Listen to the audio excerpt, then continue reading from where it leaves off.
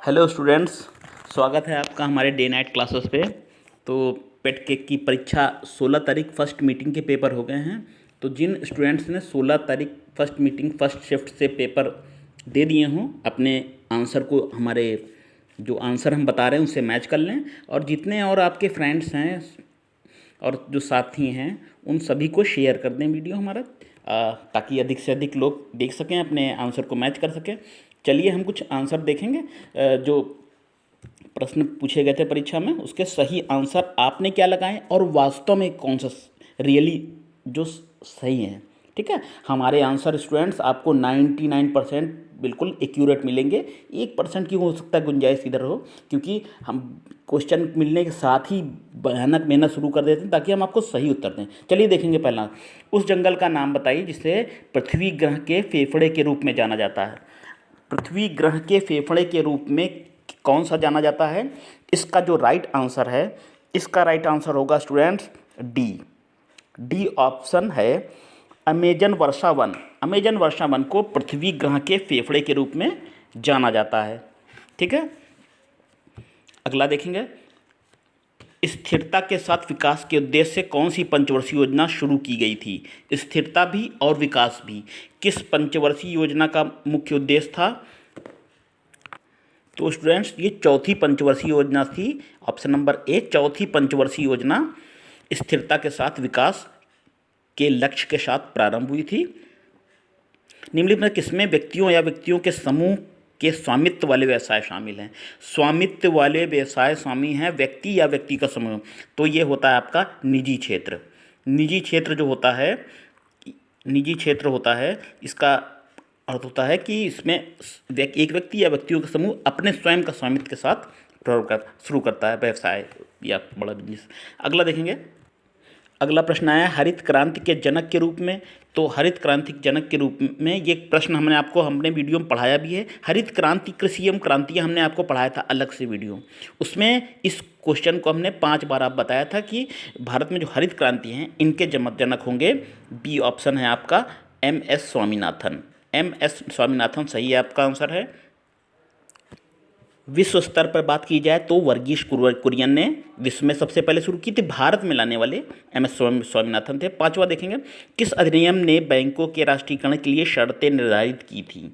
तो किस बैंक ने की थी निर्धारित? तो हमारे स्टडी के अनुसार जो इसमें हमने देखा है कि इसमें आपका आंसर सी रहेगा स्टूडेंट्स। सी ऑप्शन आपका राइट, इनमें से कोई नहीं। जो ऑप्शन आ रहा है इनमें से कोई नहीं, बैंकों के राष्ट्रीयकरण के लिए शर्तें इन्हें नहीं हैं। ठीक है, चलिए अगला देखेंगे। 6ठा नंबर का प्रश्न है 1991 में। हाँ तो स्टूडेंट्स 5वें नंबर प्रश्न में थोड़ा सा करेक्शन कर लीजिए। इसका जो राइट आंसर है ये आपका होगा ए, इनमें से कोई नहीं है, ए है। बैंकिंग कंपनियां उपक्रमों का अधिग्रहण एवं हस्तांतरण अधिनियम 1970, ये राइट है 100%, ये सही है आपका। ठीक है, अब बाई मिस्टेक हो गया था। 5वें का आपका हो जाएगा बैंकिंग कंपनियां उपक्रमों का अधिग्रहण एवं हस्तांतरण। चलिए अगला प्रश्न है कि 1991 में नई आर्थिक नीतियों के तहत उदारीकरण निजीकरण की पहल का प्राथमिक परिणाम निम्न में कौन सा था? कौन सा प्राथमिक परिणाम था? तो इसमें आपका सी है, इनमें से कोई परिणाम नहीं था, ना राजकीय नीति सुधार और मौद्रिक नीति। सी ऑप्शन आपका इसमें सही है। बढ़ेंगे 7वें प्रश्न की ओर। संसदीय प्रणाली में कार्यपालिका किसके प्रति उत्तरदायी होती है? तो कार्यपालिका उत्तरदायी होती है न्यायपालिका के प्रति। ऑप्शन नंबर डी होगा आपका न्यायपालिका के प्रति। ठीक है, न्यायपालिका आपका सही उत्तर है। ठीक है, न्यायपालिका। कौन सी भारतीय संविधान की मुख्य विशेषता एक विशेषता है जो नहीं है? भारतीय संविधान की दूसरी विशेषता है द्विस्तरीय सरकार। आपका जो द्विस्तरीय सरकार है ये भारतीय संविधान की विशेषता नहीं है। और DPSP नीति निर्देशक सिद्धांत, नीति निर्देशक तत्व भारत के संविधान में कहाँ से लिए गए हैं, कहाँ से प्रेरित हैं? तो ये आपका होगा आयरलैंड से लिए गए हैं। डी ऑप्शन होगा आयरलैंड। DPSP Ireland. संविधान के अनुच्छेद 19 में कौन सा अधिकार शामिल है? 19 में कौन सा है? तो 19 में आपका है वाक और अभिव्यक्ति स्वतंत्रता का अधिकार। जो अनुच्छेद 19 में है, आपको बोलने की और अपने विचारों को व्यक्त करने की स्वतंत्रता है, इसका अधिकार प्राप्त है। वाक एवं अभिव्यक्ति का अधिकार 19 है। पायरिया बहुत इजी है। मसूड़े, फ्लोएम एक ऊतक है जो निम्नलिखित में किसमें पाया जाता है? फ्लोएम कहाँ पाया जाता है ये बताना है। तो ये पाया जाता है पौधों में। फ्लोएम है ये ऊतक पौधों से संबंधित है। पौधों से संबंधित है। पंचवाय भारत की पंचवर्षीय राज्य व्यवस्था में कितने स्तरें हैं? तो पंचवर्षीय राज्य व्यवस्था में त्रिस्तरीय पंच व्यवस्था है ये, ठीक है। पंचवर्षीय राज्य 3 स्तरीय है, ये भी सही होगा आपका। 3 स्तर की है ये हमारे देश की पंचायती राज व्यवस्था। 1 हॉर्स पावर लगभग कितने वाट के बराबर होता है? 1 हॉर्स पावर बराबर होता है 746 वाट के। कौन सी रासायनिक अभिक्रिया नहीं है? रासायनिक अभिक्रिया कौन सी पूछा गया है, इसमें नहीं है। कोयले का जलना है, भोजन पाचन है, कागज का जलना, पानी का भाप में रूपांतरण, पानी में का भाप में रूपांतरण ये एक रासायनिक प्रक्रिया नहीं है। मैथ के प्रश्न है 19 का कितना प्रतिशत 7.6 है? तो ये होता है आपका 40% है। आप निकालेंगे इसको तो ये हो जाएगा 40। मैथ के क्वेश्चन स्टूडेंट अंकुर सर आपको बताएंगे डिटेल में करके, हम केवल आपको आंसर बता दे रहे हैं, ठीक है। 60 से 80 के बीच के सभी अभाज्य संख्याओं का, इसमें 40 है, 40% है उत्तर, ठीक है। 60 से 80 के बीच की सभी अभाज्य संख्याओं का औसत पूछा गया था, तो ये औसत हो जाएगा आपका 70.2। दूसरा एक वर्गमूल का प्रश्न है 18 नंबर पे, तो इसका उत्तर हो जाएगा आपका 2.32। 2.32 ये है, इसका अगर आप निकालेंगे सॉल्व करेंगे तो 2.32 आएगा। एसिड कार बैटरी में प्रयोग क्या किया जाता है? एसिड कार बैटरी में कौन सा अम्ल जो प्रयोग किया जाता है? ये आपका प्रयोग होता है सल्फ्यूरिक एसिड। कौन सा सबसे बड़ा भिन्न पूछा गया है? इसमें सबसे बड़ा भिन्न बताना था आपको, तो इस सबसे बड़ा भिन्न जब आप सॉल्व करेंगे इसको सम को, तो ये आपका आएगा 27/8, ये सबसे बड़ा भिन्न है। एक और मैथ का क्वेश्चन दिया था, इसको जब सॉल्व करेंगे तो आप अब उत्तर आएगा आपका 2.35। 2.35 इसका आंसर आएगा, ठीक है स्टूडेंट, 2.35। अनिल का पर्यायवाची पूछा गया था, तो अनिल मीन्स अनल मीन्स अग्नि होती, अनिल मतलब मीन्स होता है पवन, जिसे कहते हैं हवा, ठीक है, हवा। अनिल मीन्स हवा। ये ऑप्शन आपका जो अनल अग्नि है और अनिल है वायु। गुप्त का विलोम प्रकट, डी। गुप्त है ये प्रकट है। सद्भावना का संधि विच्छेद, सद्भावना का संधि विच्छेद क्या होगा? ये होगा सत प्लस भावना। आपका ऑप्शन नंबर जो बी है, सत प्लस धन भावना, ठीक, सद्भावना तक उसको बोलेंगे। स्वेद और श्वेत, तो श्वेत माने सफ़ेद तो है ही है, ये तो मालूम होगा, और स्वेद मीन्स होता है पसीना। ऑप्शन नंबर जो डी है, स्वेद मीन्स पसीना और श्वेत में सफ़ेद, ये तो इजी है। इसके बाद एक पैसेज दिया था, उसको हल करना था। इस पैसेज को पढ़िएगा, पढ़ा भी होगा आपने, किया होगा, अब मिलाइएगा, ठीक है स्टूडेंट। जो जिनका नेक्स्ट मीटिंग में होने वाला है सेकेंड में, वो भी इसको देख सकते हैं सब लोग। पैसेज पढ़ेंगे। इलिजाबेथ के न्यू नेबर कहाँ रहते थे? इलिजाबेथ न्यू नेबर लिव्ड रहते थे, पढ़ेंगे तो आपका ऑप्शन निकलेगा डी, डाउन स्टेयर रहते थे। इलिजाबेथ किस बीमारी से पीड़ित थी? किस बीमारी से परेशान थी, पीड़ित थी? वो थी अस्थमा, आपका है बी अस्थमा जो है वो सही है। करेक्ट। एग्जाइल माने होता है निकाल देना, देश निकाल देना, किसी जगह से बाहर करना। इसका आपको समानार्थी यानी सिनोनिम बताना था, तो बैनिशमेंट माने होता है बाहर कर देना, निकाल बाहर कर देना, बैनिशमेंट। मौर्न माने विलाप करना, रोना, इसका विलोम मना बताना था, अपोजिट एंटोनिम। मौर्न मीन्स रोना, विलाप करना, खुशी, ए ऑप्शन आपका सही है, Joy. One who sells articles at public place, जो पब्लिक प्लेस पर बेचता है सामान, उसको क्या कहते हैं? पब्लिक प्लेस पे रहता है उसको कहेंगे हम ऑक्शनियर हैं। ये ऑप्शन आपका जो सी है ये सही होगा, सी ऑप्शन आपका सही है। कथन और कारण बताने हैं, कथन और कारण बताने हैं। इसमें सरल है, जब पुलिस चौकसी बढ़ जाएगी तो घटनाएं जाहिर सी बात है कम होने लगेंगी। ए आपका है जो कथन फर्स्ट कारण है और कथन सेकंड इसका प्रभाव है, इसके कारण दूसरा वाला सही है। तो आपका ये होगा कथन फर्स्ट कारण है। हाँ, अगला देखेंगे। इसमें ए से 26 के रूप में कोडित किया जाता है, बी को 25 के रूप में। आपको विपरीत क्रम पूछा गया था और मोबाइल का फिर कोड पूछना था। ये था कि क्या होगा मोबाइल कोड। तो इसमें आपका ऑप्शन नंबर सी जो है 14, अगर आप इसको करेंगे तो ये आएगा फिर 1412। द अन्नामलाई रीड टेल नाम की डेजमल फ्लाई को नई प्रजाति का खोज किस राज्य में किया गया है? तो ये राज्य में किया गया है आपका केरल में। ठीक, केरल में आपका नई जो प्रजाति इसका खोज हुआ है।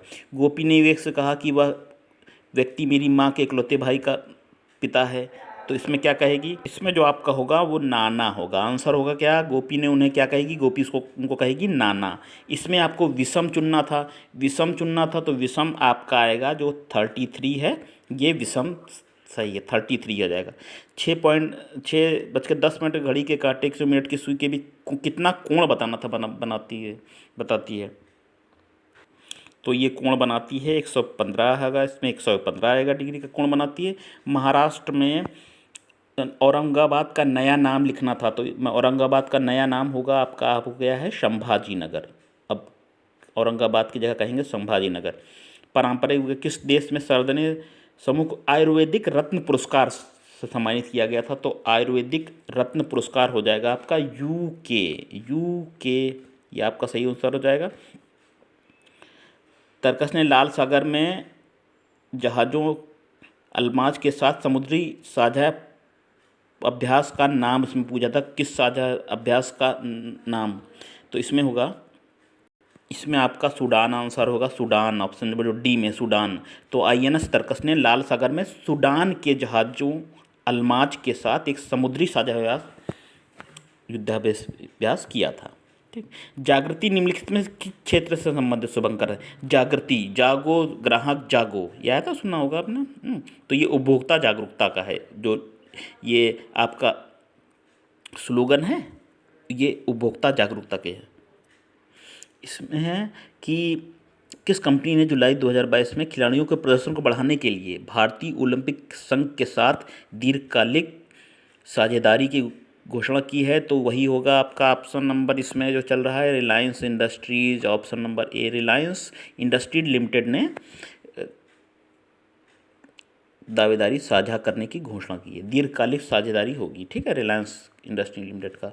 अगला है टाटा पावर सोलर ने किस राज्य में भारत की सबसे बड़ी फ्लोटिंग तैरती सौर ऊर्जा परियोजना पूछा गया था? तैरती सौर ऊर्जा परियोजना तो आपकी ये शुरू होगी जो आपका है केरल जो राज्य 2 में सही आपके आंसर हैं। ठीक है, टाटा पावर सोलर नाम से जो तैरती फ्लोटिंग सौर ऊर्जा परियोजना है केरल है, इसमें टिक कर लीजिए। हिमाचल प्रदेश में 21 दिवसीय संयुक्त युद्धाभ्यास पूछा गया है। युद्धाभ्यास तो वैसे भी आते हैं हाँ करंट में कहीं ना कहीं। तो इसमें वज्र प्रहार किसके किसके बीच में हुआ है? भारत और संयुक्त राज्य अमेरिका, जो आपका ऑप्शन ये है। वज्र प्रहार 2022 में संयुक्त युद्धाभ्यास हुआ है, सी है भारत और संयुक्त राज्य अमेरिका। अगला देखें, कौन सी इजराइल की राजधानी पूछा गया था? तो कर लिया होगा आपने आज। इजराइल की राजधानी यरूशलेम है, यरूशलेम। डाक कर्मयोगी पोर्टल का उद्देश्य क्या है? ये उद्देश्य ये है कि 4 लाख ग्रामीण डाक सेवकों की क्षमताओं में वृद्धि है। डाक कर्मयोगी पोर्टल जो शुरुआत किया गया है, इसका ही ऑप्शन नंबर बी में है, ये सही है। जुलाई 2022 में काफ़ी बोर्ड ने काफ़ी मसलों के जलवायु प्रतिरोधी किस्मों को विकसित करने के लिए किसके साथ एक समझौता ज्ञापन पर हस्ताक्षर किए गए हैं? तो ये हस्ताक्षर हुए हैं आपके इसरो, इसमें इसरो सही है। कौन सा देश भारत के साथ सबसे लंबी अंतर्राष्ट्रीय सीमा साझा करता है? बहुत सही बात है, यह बांग्लादेश है। बांग्लादेश सबसे अधिक लंबी सीमा साझा करता है भारत के साथ। इसमें कला मथुरा में स्टेंसिलिंग की परंपरा, ये स्टेंसिलिंग की परंपरा इसका है सांझी।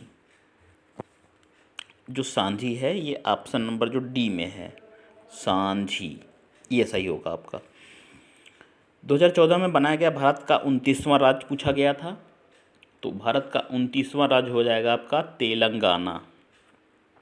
तेलंगाना आपका सही राज्य है, तेलंगाना। भारत का 2014 में 29वां राज्य बना था। किस राज्य में विधान परिषद है? बताना था कहाँ है, तो यह सही हो जाएगा कि कर्नाटक में विधान परिषद है। अगर बात करें ऑप्शन नंबर बी हो जाएगा आपका कर्नाटक, उत्तर सही हो जाएगा कर्नाटक। किस देश में वायुसेना दिवस पूछा गया था? एक दिवस वैसे भी आता है। वायुसेना दिवस आपका कब? 8 अक्टूबर, तो यह 8 अक्टूबर आपका दिया है ऑप्शन नंबर डी में, यानी 8 अक्टूबर नोट कर लीजिए। वॉलीबॉल किसका राष्ट्रीय खेल है? सारे राष्ट्रीय खेल बताए गए हैं हमने आपको वीडियो में, तो ये आपका है नेपाल का है, अपने पड़ोसी जो है आश्रित देश है नेपाल। एक the story of my experiment with truth, Mahatma Gandhi ji ने लिखा। ये पुस्तक लिखी गई है गांधी जी द्वारा। The story of my experiment with truth, D option में जो है। वायुमंडल में ग्रीन हाउस गैसें पृथ्वी के अधिकांश उत्सर्जित को अवशोषित करती हैं, जो निचले स्तर को गर्म करती हैं, ये ऑप्शन है, इजी क्वेश्चन है। पराबैंगनी किरणें जो हैं, ये ऑप्शन आपका सही है, पराबैंगनी किरणें। हिंदी के पैसेज दिया हुआ है, गद्यांश में से आपको पढ़ के प्रश्न उत्तर देना है। इसमें जो आप जिन बच्चों ने लगाया है बी, परिवार का धनी होना, ये सही है। परिवार का धनी होना, बच्चों का अनियंत्रित खर्च करना। अगला है 58 नंबर प्रश्न में पूछा गया है कि क्या कारण है कि राज्यों में युवा वर्ग में नशीली वस्तुओं का प्रयोग बढ़ता जा रहा है? तो सबसे प्रबल कारण पूछा गया था, तो सबसे प्रबल कारण जो है इस पैसेज के अनुसार वो है डी, और जो सत्य भी है। माँ बाप बच्चों पे ध्यान नहीं देते, उनके बच्चे क्या कर रहे हैं, किन लोग के साथ रहते हैं, किन लोग के साथ उनका उठना बैठना है, ठीक है, बच्चों पे ध्यान नहीं देते हैं। मादक द्रव्यों की लत पड़ने के बाद युवाओं में कौन सी प्रवृत्ति प्रमुखता से दिखाई देती है? ऐसी कौन सी प्रवृत्ति है जो दिखाई देती है? 1, 3, 4 ऑप्शन जो दिया है ये सही है। 1, 3, 4 इजी पर है, सरल था ये। 1, 3, 4 जो ऑप्शन है ये सही है। इसमें आपका सही होगा 2, 3, 4, डी ऑप्शन जो है यार। इसमें दिया भी हुआ है ऑप्शन, आप देखेंगे मानसिक संतुलन और पागलपन। मानसिक संतुलन और पागलपन इसमें दिया हुआ है, पागल मानसिक संतुलन, तो पागल और मानसिक पागल सही, मानसिक संतुलन सही। 2 और 4 और इसमें बीमारी का भी आया है, ऑप्शन नंबर डी आपका सही है। ठीक, आपकी दृष्टि में मादक द्रव्यों का सेवन करने वाले बच्चों में सबसे ज़्यादा कौन दोषी हैं? कौन सबसे ज़्यादा दोषी हैं? तो ये हैं बच्चों के मित्र दोषी हैं, डी ऑप्शन होगा सही। चलिए स्टूडेंट्स नेक्स्ट देखेंगे। हिंदी का एक और पैसेज पूछा गया था जिसमें है कौन सा विकल्प निवेश का उदाहरण नहीं है? तो इसमें होगा सेविंग बैंक खाते में धन रखना, ये निवेश नहीं है।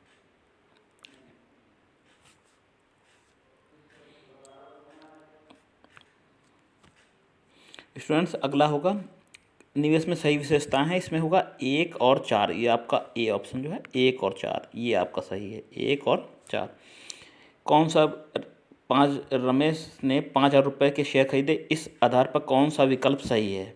तो इस आधार पर होगा कि शेयर खरीदना एक निवेश है, 4 नंबर जो है ना, ये ए ऑप्शन ये होगा, शेयर खरीदना एक निवेश है, यही निष्कर्ष निकल रहा है। और इसमें है अनुच्छेद के आधार पर दीर्घकालीन लक्ष्यों को पाने के लिए निवेश के विषय में कौन सा तथ्य अशुद्ध है? तो इसमें जब आप पढ़ेंगे पूरा पैसेज तो इसमें आएगा 1, 3, 4 के स्टेटमेंट अशुद्ध हैं। निवेश का उदाहरण पूछा गया है, सोने के गहने खरीदना एक प्रकार का निवेश है, ठीक है, निवेश ये है सोने के गहने खरीदना, बी जो सी ऑप्शन में है ये सही है। अगला कुछ आपके डीआई के क्वेश्चन दिए हुए हैं, इनको देखेंगे हम, आंसर स्टूडेंट बताएंगे। तो इसमें 2011 से 16 तक 6 वर्षों के दौरान प्रत्येक वर्ष की शुरुआत में स्कूल में शामिल होने और स्कूल छोड़ने वाले छात्रों की संख्या देता है। तो इस आधार बताना 2014 के दौरान स्कूल में पढ़ने वाले छात्रों की संख्या कितनी थी। तो ये संख्या थी आपकी सी ऑप्शन में जो है 3150 थी। पिछले वर्ष की तुलना में स्कूल छोड़ने वाले छात्रों की संख्या में कितने प्रतिशत वृद्धि या गिरावट हुई। ये जो आपका है कितने प्रतिशत वृद्धि गिरावट अधिकतम है, अधिकतम किस वर्ष रही थी। तो ये आपका 2012 2012 आपका सही आंसर है। 2012 से 13 तक स्कूलों की संख्या में कितने प्रतिशत की वृद्धि हुई, कितने प्रतिशत की वृद्धि हुई ये पूछ रहा है। तो आंसर है आपका 1.7, आप निकालेंगे 1.7 आएगा। अगला है स्कूलों में शामिल होने छात्रों की न्यूनतम संख्या को छोड़ने वाले छात्रों की अधिकतम संख्या में अनुपात पूछा गया है। अनुपात कितना रहा है। तो आपका ये अनुपात है ए ऑप्शन 7:10। जिन्होंने ये लगाया था 7:10 उनका सही आंसर है 7:10। अगला है कि 2013 में स्कूल में पढ़ने वाले छात्रों की संख्या 16 में पढ़ने वाले छात्रों की संख्या कितने प्रतिशत थी। ये आपका हो जाएगा 93.75। ये 93.75 जिन्होंने लगाया था 93.75 सही हैं आप। 2005 से 6 के औसत उत्पादन दर में किस वर्ष के युग्म के औसत उत्पादन से ठीक बराबर था। ये आपका ऑप्शन है 2002 और 7। ये जिसमें ये 2002 और 7 के औसत उत्पादन के ठीक बराबर था। 2003 से 4 के तक मोबाइल के उत्पादन में लगभग कितने प्रतिशत गिरावट आई थी। मोबाइल में कितने प्रतिशत गिरावट आई थी। तो ये आई थी स्टूडेंट 23%। ठीक है, इस क्वेश्चन को थोड़ा लगा लीजिएगा, इसमें थोड़ा हल्का डाउट है। ठीक है, इसका आंसर हम आपको बाद में बताएंगे। ठीक है, तो ये क्लियर नहीं है, अभी हम लगा रहे हैं इसको। अगला हम प्रश्न देखेंगे। हाँ स्टूडेंट्स, अब देखिए मोबाइल के उत्पादन में अनुमानित प्रतिशत वृद्धि कितनी थी। तो ये जो लिखा है 183.33, ये सही है स्टूडेंट, बिल्कुल सही बताएंगे आपको। जिसमें ढलका डाउट होगा पहले बता देंगे आपको। ठीक है, 183.33 ये इतना है आंसर आपका।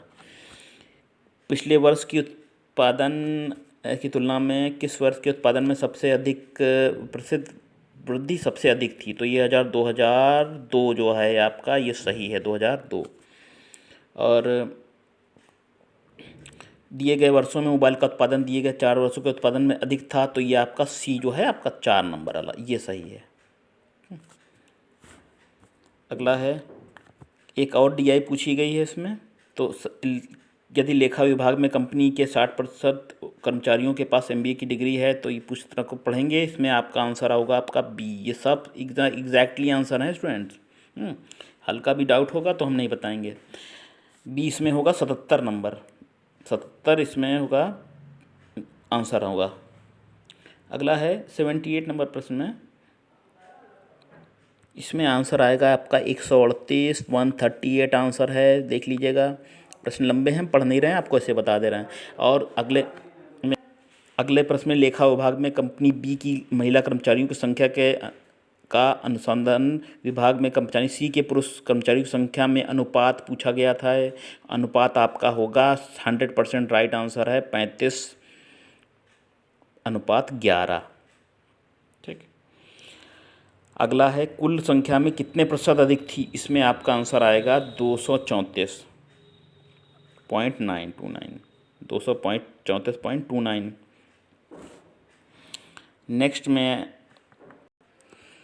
81 नंबर सॉल्व करेंगे तो आपका आएगा आंसर 208:115। कंपनी ए और सी दोनों के लेखा विभाग में कार्यरत कुल पुरुष कर्मचारियों का कंपनी बी और डी के अनुसंधान विभाग में कार्यरत कुल महिला कर्मचारियों से अनुपात आएगा 208। अगर आप निकालेंगे 208:15। ठीक है, 115। मैथ के क्वेश्चन आपको बताए जाएंगे विस्तार से, अभी हम आंसर मिला लीजिए। नेक्स्ट डीआई एक और दी हुई है, इस तालिका को पढ़ेंगे हम, आंसर दिखेंगे। आपका राज्य 82 नंबर का है। राज्य डी में गरीबी रेखा के ऊपर आने वाली महिलाओं की संख्या क्या होगी यदि वह ज्ञात हो कि राज्य डी की जनसंख्या 7 मिलियन है। तो इसका आप करेंगे तो आपका ए नंबर पे जो है 2.4 मिलियन ये आंसर आएगा, 2.4 मिलियन। ठीक, नेक्स्ट देखेंगे। नेक्स्ट में अगर आप करेंगे तो आपका आएगा कुल, यदि राज्य सी के लिए गरीबी रेखा के ऊपर आने वाले पुरुषों की संख्या 1.5 मिलियन है तो राज्य सी की कुल जनसंख्या कितनी होगी? ये आएगा आपका 5 मिलियन। 5 मिलियन आपका राइट आंसर है, बिल्कुल 100%।